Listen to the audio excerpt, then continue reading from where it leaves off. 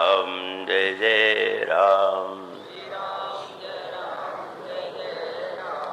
श्री राम जय राम जय जय राम। श्री राम जय राम जय जय राम। श्री राम जय राम जय जय राम। बोलिए सियावर रामचंद्र महाराज की।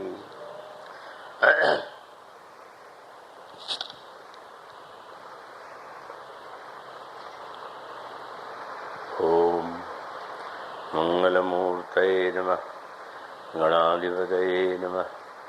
वर्णानामर्थसंज्ञानां रसानां छन्दसामपि मंगलानां च करतारो वन्दे वाणी विनायको शान्तं शाश्वतमप्रमेयमनघं निर्वाणशान्तिप्रदं ब्रह्माशं फणीन्द्रसेव्यमनिशं वेदान्तवेद्यं विभुं रामाख्यं जगदीश्वरं सुरगुरुं मायामनुष्यं हरिं वन्देऽहं करुणाकरं रघुवरं भूपालचूडामणिं रक्ताम्भोजदलाभिरामनयनं पीताम्बरालङ्कृतं श्यामङ्गं द्विभुजं प्रसन्नवदनं श्रीसीतया शोभितं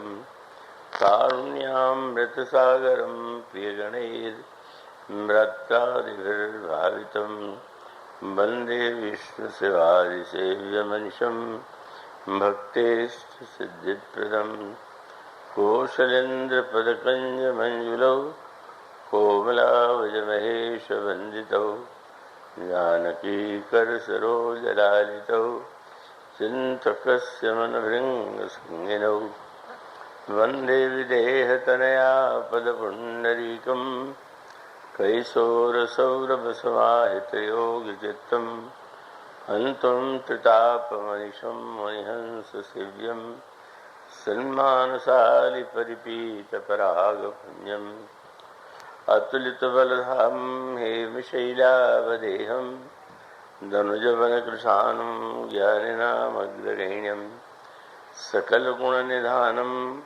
वानराणामधीशं रघुपतिप्रियभक्तं वातजातं नमामि। यत्र यत्र रघुनाथकीर्तनं तत्र तत्र कृतमस्तकाञ्जलिं बाष्पवारि परिपूर्णलोचनं मारुतिं नमत राक्षसन्तकं। गरुडमहाज्ञानी गुणराशि हरिसेवकयति निकटनिवासी कुन्द इन्दुधरगौरसुन्दरं अम्बिकापतिमभीष्टसिद्धिदं कारुणीककलकञ्जलोचनं नौमि शङ्करमनङ्गमोचनं। प्रभु समर्थ सर्वज्ञ शिव सकलकलागुणधाम योग ज्ञान वैराग्यनिधि प्रणतकल्पतरुणां वंशी विभूषितकरान्नवनीरदाभात् पीताम्बरादरुणबिम्बफलादरुष्टात् पूर्णेन्दुसुन्दरमुखादरविन्दनेत्रात् कृष्णात् परं किमपि तत्त्वमहं न जाने। वंशी विभूषितकरान्नवनीरदाभात् पीताम्बरादरुणबिम्बफलादरुष्टात् पूर्णेन्दुसुन्दरमुखादरविन्दनेत्रात् कृष्णात् परं किमपि तत्त्वमहं न जाने। श्रीगुरुचरणसरोजरज निजमनमुकुरसुधारि वर्णो रघुवरविमलयशो योदायक फलचारि।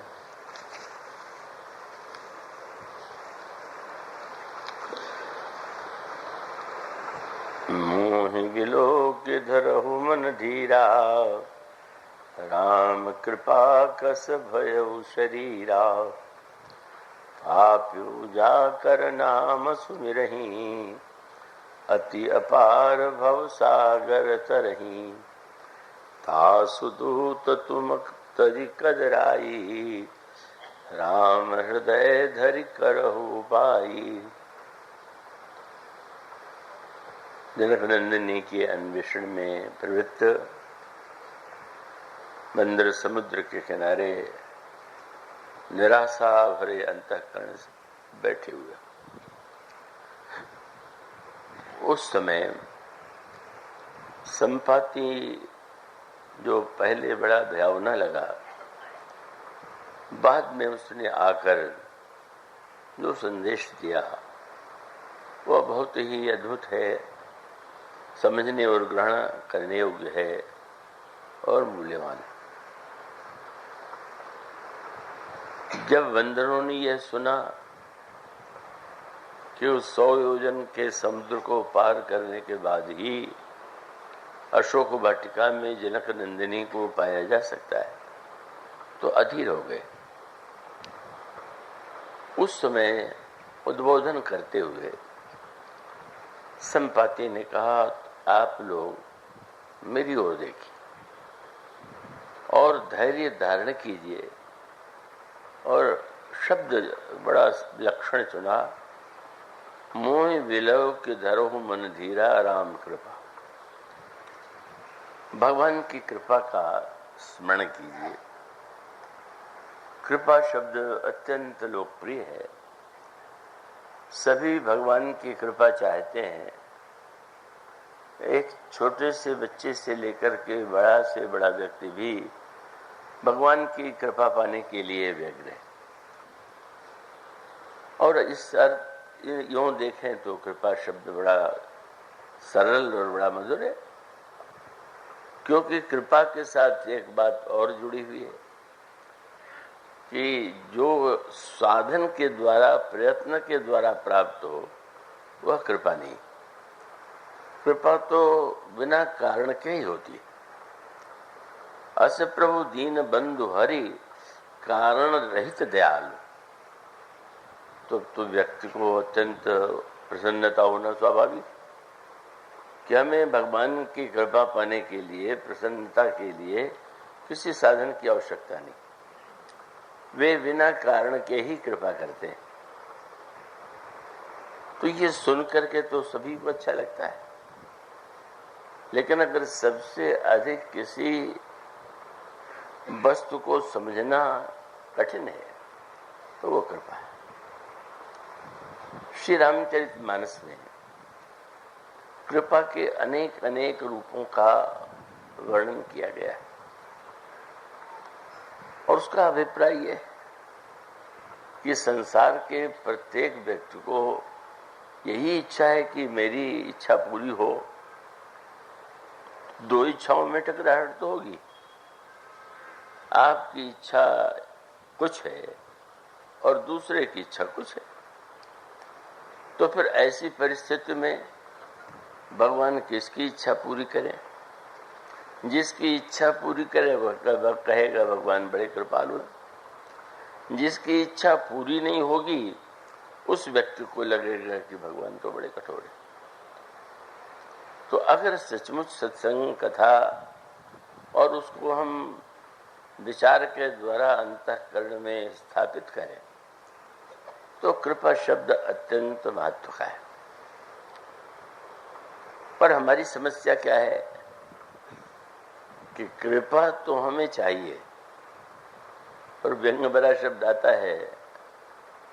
जब सुग्रीव ने भगवान की कृपा की बात तो की, और उसके साथ साथ कह दिया कि ऐसी कृपा कीजिए। समस्या ये है कि हम लोग कहते हैं कि कृपा तो आपको करना है, कि कृपा की व्याख्या मुझे करनी, और कृपा की व्याख्या को क्रियान्वित करना आपका काम।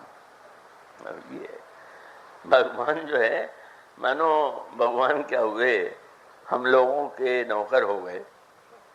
ये नौकर को हम आज्ञा देते हैं कि तुम ये काम करो और उसको करना है। हम भगवान को ये छूट नहीं देना चाहते कि वे कृपा की व्याख्या स्वयं करें। डर लगता है पता नहीं कृपा की वो क्या व्याख्या कर डालें। इसलिए संसार में तो टकराहट कृपा को लेकर होती ही है, पर भगवान के संदर्भ में भी सर्वत्र जो सुग्रीव का वाक्य था, अब प्रभु कृपा, अगला वाक्य क्या, अब प्रभु कृपा करो यही भांति, इस तरह कृपा कीजिए। तो भगवान खूब हंसे, कृपा चाहते हो पर किस भांति में कृपा करूं मेरे ऊपर नहीं छोड़ना चाहते। और इसका अर्थ है कि तुम अपने आप को मेरी अपेक्षा अधिक बुद्धिमान मानते होगे, तुम्हारी दृष्टि बड़ी व्यापक होगी, तभी तो तुम विधि मुझे बता रहे हो, और विधि तो बड़ी अनोखी उनकी होती है। सुग्रीव ने कहा ऐसी यही विधि कृपा करिए, क्या सब तजी, सब छोड़ करके भजन करे। तो लगा कि ये तो बड़े ऊंचे भक्त हैं, सब छोड़ करके भगवान का भजन करना चाहते हैं। और जब वो भगवान के सामने व्याख्यान देने लगे, व्याख्यान देना सरल है, और उन्होंने कहा महाराज ये शत्रु और मित्र तो वस्तुतः मिथ्या है, और सपने में किसी से लड़ाई होती है तो क्या जागने के बाद भी व्यक्ति उससे लड़ेगा। मुझे तो अब लगने लगा है कि बाल मेरा परम हित ऐसी है कि जिसके कारण आपका दर्शन हुआ। और एक वाक्य और कह दिया कि मेरा मन पूरी तरह से शांत हो गया। नाथ कृपा भी, तो कैसी अनोखी बात है। ये कहा कि नाथ कृपा मन भय अलोला, आपकी कृपा से मेरा मन शांत हो गया। और उसके बाद जब भगवान ने व्याख्यान सुन लिया तो क्या उसका प्रभाव पड़ा। तो स्वामी जी कहते हैं, सुन विराग संयुत कपि वाणी, बोले भी हंसे, खूब हंसे। वाह, प्रवचन अच्छा याद है, बहुत बढ़िया भाषण दे लेते हो, क्या तुमने बात कह डाली है। जो बात मेरे मस्तिष्क में नहीं है वो तुम में आ गई। मैंने कहा कि बालिका मैं वध करूंगा, तुम कह रहे हो बाली मेरा हित ऐसी है। मैं कह रहा हूं तुम्हारा बाली ने बड़ा कष्ट दिया, तुम कह रहे हो कष्ट है ही नहीं। तो ऐसी स्थिति में भाई तुम्हारी बात तो मुझसे बहुत ऊंची। तो इसका अभिप्राय क्या हुआ, ये जो स्वभाव है सबका है, केवल इसमें दूसरे की बात नहीं, हम सभी लोगों की यह मनोवृत्ति है। और भगवान बड़े विलक्षण है। कृपा जिस रूप में उन्होंने प्रकट की, उसमें गीत ने एक शब्द कहा था,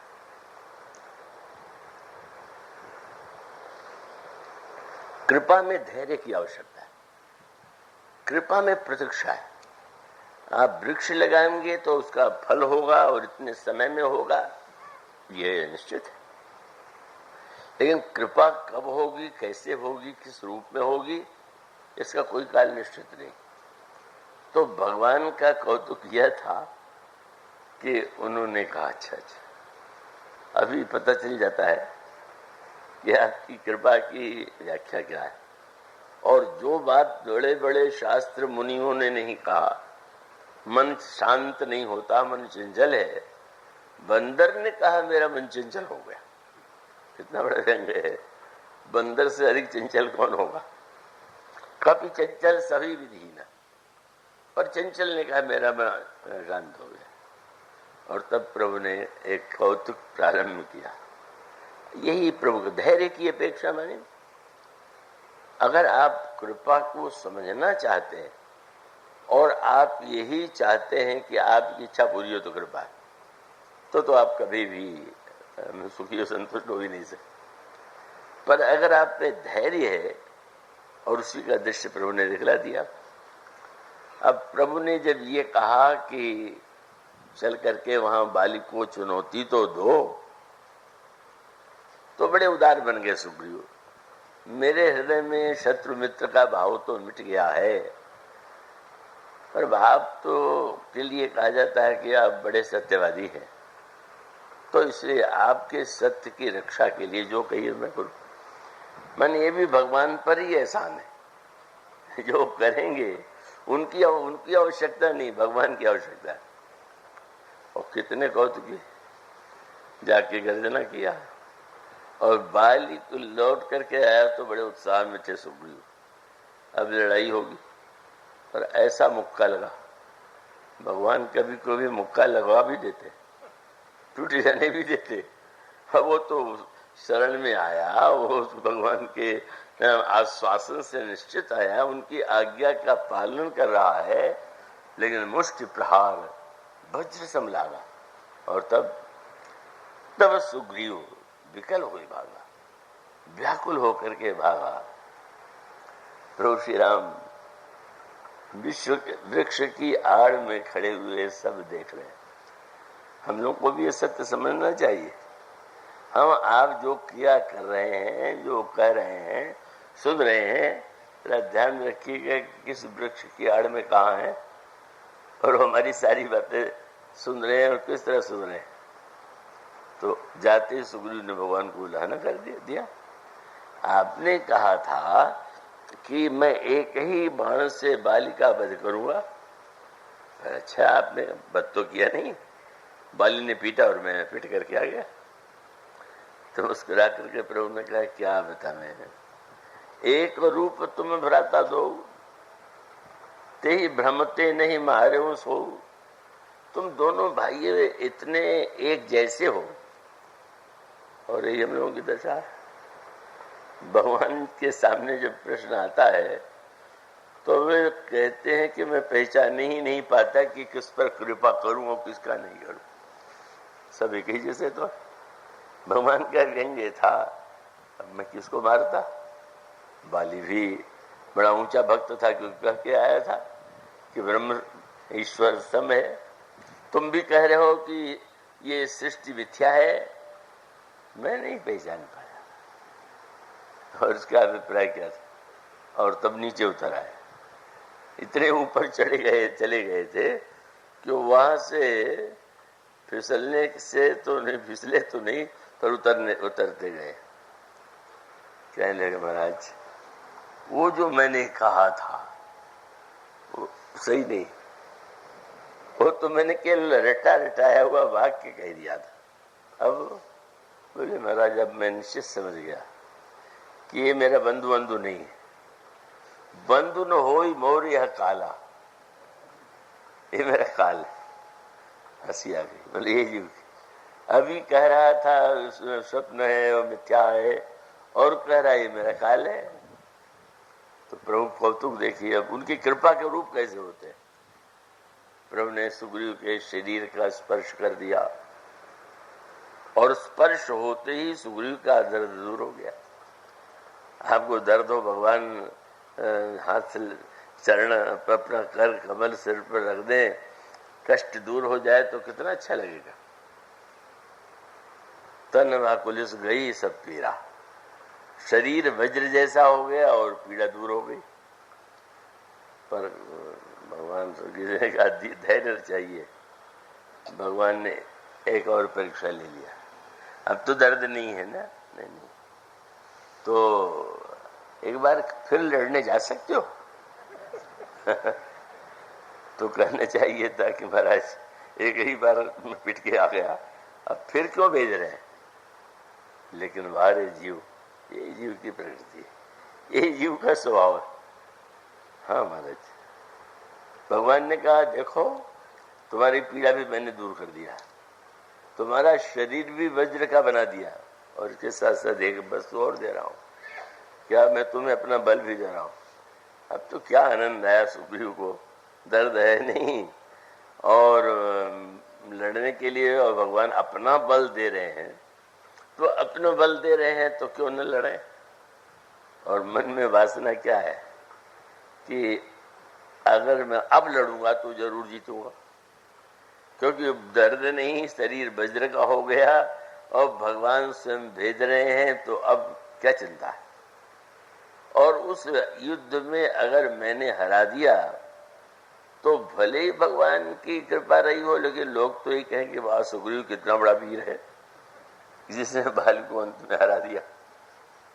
यही जीव की ये प्रसंग हम लोगों को अपनी ओर देखने की प्रेरणा देते हैं। और फिर विचित्र बात हो गई, वज्र का शरीर, और वज्र के शरीर के साथ साथ पीड़ा नहीं, भगवान ने बल दे के भेजा, पर सुग्रीव की ऐसी पिटाई फिर हो गई। भगवान बहुत कभी कभी पिटाई से बचाते भी है और कभी कभी पिटाई कराते भी है, और कोई बच जाए तो स्वयं भी पिटाई कर देते। ये जामवान जी के साथ उन्होंने यही किया। जामवान जी सबको हरा दिया उन्होंने रामायण में, कुंभकर्ण को भी हरा दिया, रावण को भी, मेघनाथ को, सबको हरा दिया। तो त्रेता युग में वो हारे ही नहीं किसी समय। तब क्या कथा आप आज पढ़ते, वो जब समंतक मणि की चोरी हुई और भगवान पर ही कलंक लगने लगा कि कहीं इन्होंने तो मणि, वो युग बड़ा अनोखा था। द्वापर युग की विचित्र प्रवृत्ति है, साक्षात भगवान पर संशय, और संशय में साधारण व्यक्ति नहीं है। बलराम जी को भी लगा कि कुछ है गड़बड़, जरूर इसमें कोई कृष्ण की कला है। अब भगवान को लगा कि अब तो हमको कलंक धोना है। गए तो देखा कि एक गुफा में एक कन्या उस मणि को लिए खेल रही है, और वहां पर एक विशाल काय वो जामवान थे। जगह क्रोध आ गया और तब भगवान से युद्ध हुआ, और एक युद्ध नहीं है, भगवान तो एक क्षण में हरा सकते हैं, लेकिन 28 दिन तक भगवान युद्ध करते रहे। और 28 दिन के युद्ध में क्या किया उन्होंने कि जामवान के शरीर की एक भी हड्डी ऐसी नहीं थी कि जिस पर उन्होंने मुक्का न चला। बहुत बड़े विचित्र है। बेचारा एकदम थक करके, अरे मुस्कुराए, पहचान गए? हाँ महाराज, अब पहचान गया। पर क्या करें, सीधे नहीं पहचान पाए तो मुक्का चलाना पड़ा, और उसके बाद जाम्बवती का अर्पण हुआ। इसका आध्यात्मिक तात्पर्य यह है कि जीव के अंतःकरण में विजय से जो अहंकार उत्पन्न होता है, उसको जब व्यक्ति पराजय के रूप में, ये पराजय सबके चरित्र में है। जामवन ने अर्जुन भगवान के कितने बड़े सखा है, कितने अभिन्न है, लेकिन आप पढ़ते हैं कि जब वो भगवान के परिवार के सदस्य द्वारिका की संपत्ति स्त्रियों को लेकर के लौट रहे थे, तो वनवासी जो भील थे उन्होंने कहा छोड़ो सर, छोड़ के जाना पड़ेगा। और अर्जुन ने कहा तुम हमें पहचानते हो? हाँ हाँ जानते हैं, मेरे गांडीव को, मुझसे थोड़ी आपसे डर लग रहा। पर श्रीमद् भागवत में आता है गांडीव उठा चलाना तो दूर रहा, वो उसकी डोरी भी नहीं खींच पाए और भीलों ने लूट लिया। अर्जुन हारे, परास्त हुए, सब कुछ लुट गया। मानो वही प्रसिद्ध है, सोई धनुहा सोई पारथ, हरि बिन झूठ में ऊपर था पुरुषार्थ। इन घटनाओं का तात्पर्य यह है कि अगर हम कृपा की व्याख्या केवल अपने अहम की तृप्ति, अपने कामना की तृप्ति मानते हैं, तो हम कृपा के रंच मात्र अधिकारी है ही नहीं। कृपा है, लेकिन उस कृपा को कृपा नहीं मान रहे। और इसीलिए क्या हुआ, किसी ने कहा भगवान का बल लेकर के गए और बाली से हार गए, तो गोस्वामी जी ने शब्द जोड़ दिया। क्या बोले? बहु छल बल। छल शब्द पहले क्यों कह दिया? जैसे किसी ने आपको दूध दे दिया हो या अमृत दे दिया हो, जो समझिए, पर जिस बर्तन में आपने लिया वो छेद, अब हुआ ये कि आप जब तक लौटे तब तक वो सब बह चुका था। तो गोस्वामी जी ने कहा कि भगवान ने बल तो दिया पर वो बह गया। क्यों? बोले बहु छल। भगवान कहते निर्मल मन जन सो मही पावा, मोही कपट छल। ये छल ही जो है सबसे बड़ा छिद्र है। मानो भगवान ने बल दिया, भगवान का तात्पर्य था कि मेरा बल लेकर के गए, पर मेरे बल पर तो विश्वास था नहीं। तुमने तो छल को महत्व दिया, तो मेरा बल कहाँ रहने दिया? तुमने तुझे पहचान दिया। पर सुग्रीव का वही है। ये गाथाएं दूसरे के लिए नहीं, हम में से प्रत्येक के लिए। और सुग्रीव ने क्यों ऐसा हुआ, गोस्वामी जी कहते हैं, वो जो वृत्ति बनी हुई थी कहीं न कहीं, अपनी बुद्धि का अहंकार, अपने त्याग का अहंकार, फिर बल का अहंकार, इन सब अहंकारों के बाद हर जगह पिट रहे हैं। पर अब ये है कि चलो हम कम से कम छल तो मिला दें। तो भगवान, ये छल और बल जो है वो दो मिलने वाले पदार्थ नहीं है। कुछ पदार्थ ऐसे होते हैं कि मिल जाते हैं, पर कुछ ऐसे पदार्थ होते हैं, जैसे आप जल में तेल डाल दीजिए तो तेल तैरता रहेगा पर जल से मिलेगा नहीं कभी। तो भगवान का बल जो है उसके विषय में अगर वो समझ लेते, पर मुझे तो इस अवसर पर वही याद आता है, और चुटकुला नहीं है, सच्चा प्रसंग है। एक युवक मेरे परिचित परिवार के, पढ़ने में कोई रुचि नहीं, इधर उधर घूमना खेलना, विश्वविद्यालय में नाम था, परीक्षा देते थे, पर आश्चर्य, जब परीक्षा देते थे तो पास बहुत अच्छे अंकों से, और अंत में जब वो विश्वविद्यालय में प्रथम आए तो लोगों ने कहा तो बड़े प्रतिभाशाली, कभी पढ़ते नहीं देखा और फिर भी प्रथम आ गए। तो मेरे पास युवक किशोर जो बैठते थे तो मुझसे तो अपने सरल भाव से बात करते थे। मैंने पूछा, भाई पढ़ते नहीं थे, तुम पास कैसे हो गए और इतने ऊंचे अंकों से कैसे हो गए? तो उनका ऐसा, पास होने का नुस्खा मेरे पास था क्या? उन्होंने कहा, बस अकल धन नकल बराबर सफल। अकल लगा लिया, नकल कर लिया, हो गए सफल।